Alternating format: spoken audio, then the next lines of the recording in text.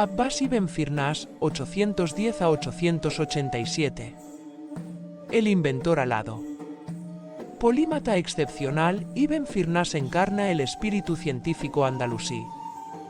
Diseñó un reloj de agua, Almacata, desarrolló técnicas para tallar cristal de roca, creó un planetario mecánico en su casa que simulaba truenos y relámpagos, y mejoró el proceso de fabricación de vidrio.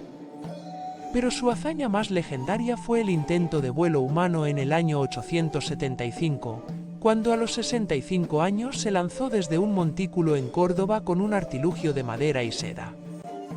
Aunque el aterrizaje no fue perfecto, sobrevivió y demostró que el vuelo humano era conceptualmente posible, adelantándose siglos a los hermanos Wright.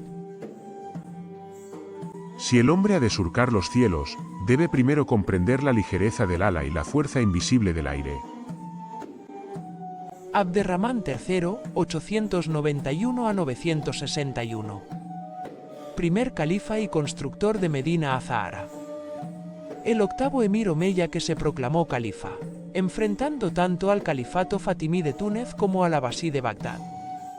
Pacificó al Andalus tras décadas de conflictos internos, estableció un ejército profesional, desarrolló una flota poderosa que dominó el Mediterráneo occidental y construyó Medina Azahara, la ciudad palatina que simbolizaba el poder del califato. Su reinado de casi 50 años fue una era de estabilidad, prosperidad y esplendor artístico sin precedentes. He reinado más de 50 años en victoria y paz, pero en toda mi vida solo he contado 14 días de pura felicidad. Abulcasis al-Zarawi, 936 a 1013. Padre de la cirugía moderna. Abu al-Qasim al-Zarawi, médico de la corte califal, escribió Al-Tasrif, una enciclopedia médica de 30 volúmenes que fue texto de referencia en las universidades europeas hasta el siglo XVII. Inventó más de 200 instrumentos quirúrgicos, muchos de los cuales se siguen usando hoy con modificaciones mínimas: forceps, bisturíes, sierras óseas. Fue pionero en cesáreas, tratamiento de fracturas craneales, cirugía ocular y uso de catgut para suturas internas. Sus ilustraciones detalladas de procedimientos quirúrgicos revolucionaron la enseñanza médica. La medicina es un arte basado en la experiencia, pero sobre todo en la compasión hacia el que sufre. Ibn Hazm, 994 a 1064. Filósofo del amor. Teólogo, jurista, historiador y poeta, Ibn Hazm escribió más de 400 obras. Su libro, El collar de la paloma, es un análisis psicológico del amor único en la literatura medieval. Explora los signos del enamoramiento, las etapas de la pasión, la separación y el recuerdo con una profundidad introspectiva que anticipa la psicología moderna. Fue también pionero en la crítica textual de las religiones. El amor es una dolencia rebelde cuya medicina es ella misma, es un estado deleitoso, un mal apetecible. Walada bint al-Mustakfi, 994 a 1091. Princesa y poeta. Hija del califa omeya Muhammad III, Walada fue una figura transgresora que rechazó el velo. Organizó tertulias literarias en su palacio de Córdoba donde hombres y mujeres debatían en igualdad. Y escribió poesía amorosa de una franqueza inusual para su época. Su legendaria relación amorosa con Inzaidún produjo algunos de los versos más apasionados de la literatura árabe medieval. Por Alá, que soy merecedora de cualquier gloria y sigo con orgullo mi propio camino. Inzaidún, 1003 a 1071. El gran lírico. Considerado el mayor poeta andalusí del siglo XI, Inzaidún sirvió en la corte de Córdoba antes de caer en desgracia política. Su poesía amorosa dedicada a Guayada, especialmente su epístola burlesca y sus elegías a Córdoba, representan la cumbre de la lírica amorosa árabe. Sus descripciones de jardines y naturaleza influirían profundamente en la poesía hispánica posterior. Tu recuerdo es mi consuelo en la distancia, y mi esperanza de volverte a ver es lo que me mantiene con vida. Al-Mutamid ibn Abad, 1095. Rey de Sevilla, mecenas generoso y poeta de talento que convirtió su corte en el centro cultural más brillante de las taifas. Su amistad y posterior enemistad con Inammar inspiró grandes obras literarias. Si el destino me ha arrebatado mi reino, no podrá arrebatarme jamás la nobleza de mi alma ni el eco de mis versos. Averroes, 1126 a 1198. El comentarista supremo. Ibn Rushd, nacido en Córdoba en una familia de juristas, fue el mayor filósofo de Al-Ándalus. Sus comentarios a Aristóteles fueron tan influyentes que en Europa se le conocía simplemente como el comentador. Defendió que filosofía y religión llegaban a la misma verdad por caminos diferentes, que el universo era eterno, y que el intelecto activo era único para toda la humanidad. Médico brillante, escribió Kulliyat Colliget, una enciclopedia médica fundamental. Su influencia en el averroísmo latino fue inmensa, aunque también fue muy controvertido. La ignorancia lleva al miedo, el miedo lleva al odio y el odio lleva a la violencia. Esa es la ecuación. Ibn Jafalla o Afalla, 1058 a 1138. Fue un poeta andalusí de la taifa de Valencia. Fue uno de los más importantes poetas del período almorávide. Cultivó un estilo manierista con el que recreaba ambientes exquisitos, como en las descripciones de jardines que le valieron el apodo de Al-Jannán, el jardinero.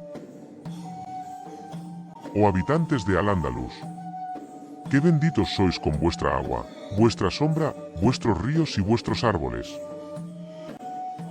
Al-Idrisi, 1100 a 1165. El cartógrafo del mundo. Aunque trabajó principalmente en Sicilia para el rey Roger II, Al-Idrisi era de Ceuta. Creó el mapa del mundo más preciso de la época medieval, el Tabula Rogeriana, basado en testimonios de viajeros y sus propias exploraciones, afirmando explícitamente que la Tierra es redonda como una esfera. Su geografía descriptiva del mundo conocido no fue superada hasta el siglo XVI y corrigió numerosos errores de Ptolomeo. La Tierra es redonda como una esfera, y las aguas se mantienen en ella por una fuerza natural que las atrae. Maimónides, 1138 a 1204. La luz de Sefarad.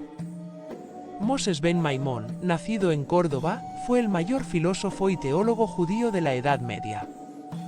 Su Guía de Perplejos reconcilia fe judaica y razón aristotélica con una profundidad que influyó en Tomás de Aquino y Spinoza. Su Mishneh Torah es una codificación monumental de la ley judía.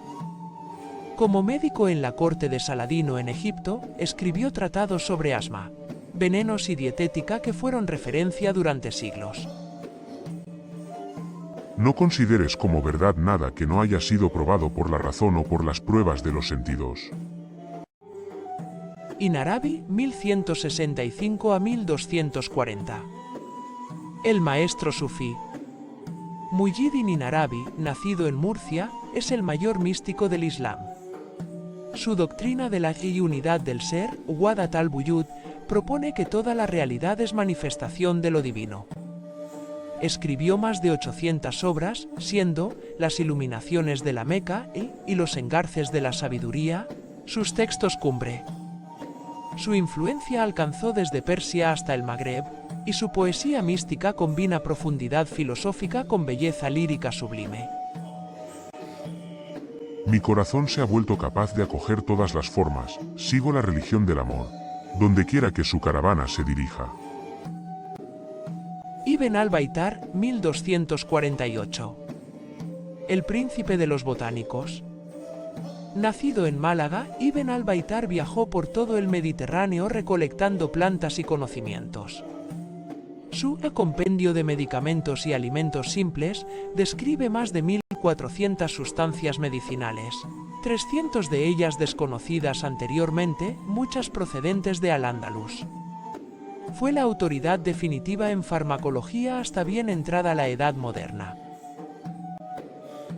La mejor medicina es aquella que la naturaleza nos ofrece de manera simple en cada hoja y en cada raíz.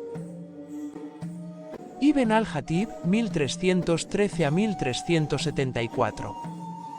El polígrafo de la Alhambra. Lisan al-Din Ibn al-Jatib fue visir, médico, poeta, historiador y filósofo. Escribió más de 60 obras sobre temas tan diversos como medicina.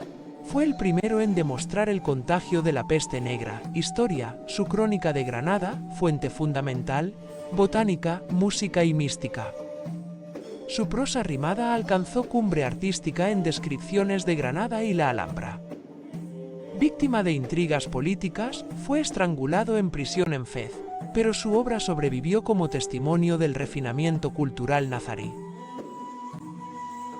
Granada es una esposa cuyo dote es la valentía y cuyo hogar es la belleza eterna de la Alhambra.